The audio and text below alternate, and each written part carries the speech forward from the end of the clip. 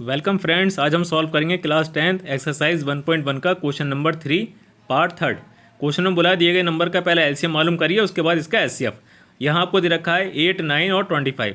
पहले हम 8 का एलसीएम करेंगे। 8 एक इवन नंबर है, 2 से सॉल्व करेंगे इसको। 2 4 ज़ा 8, 2 2 ज़ा 4, अगेन 2 1 ज़ा 2, ये सॉल्व हो गया।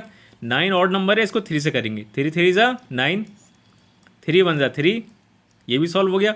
25 भी एक ऑड नंबर है, इसको 5 से सॉल्व करेंगे। 5 5 ज़ा 25, 5 1 ज़ा 5, ये भी सॉल्व हो गया। अब तीनों का हमें फैक्टर लिखना है। पहले का फैक्टर है 2 इंटू 2 इंटू 2, दूसरे का फैक्टर है 3 एंड 3, तीसरे वाले का फैक्टर है 5 अगेन 5। अब तीनों में कोई भी नंबर ऐसा नहीं है जो कॉमन हो, तब हमें सारे number as it is copy कर लेने और इनका प्रोडक्ट मालूम करना है, यानी मल्टीप्लाई करना है।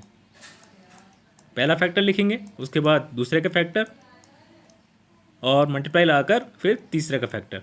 अब इन सबका जब मल्टीप्लाई कर इन सबका जब एलसीएम करेंगे, मल्टीप्लिकेशन करेंगे इन सबका, तब आंसर में आएगा 1800। ये आपका एलसीएम आ गया।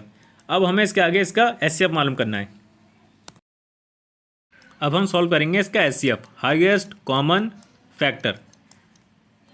हाईएस्ट कॉमन फैक्टर सॉल्व करने के लिए ब्रैकेट बनाएंगे, 9 ब्रैकेट के अंदर 8 ब्रैकेट के बाहर।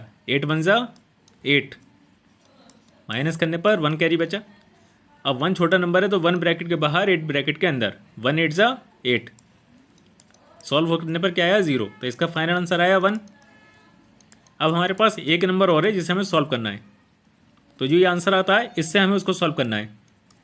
25 लिखेंगे और 1।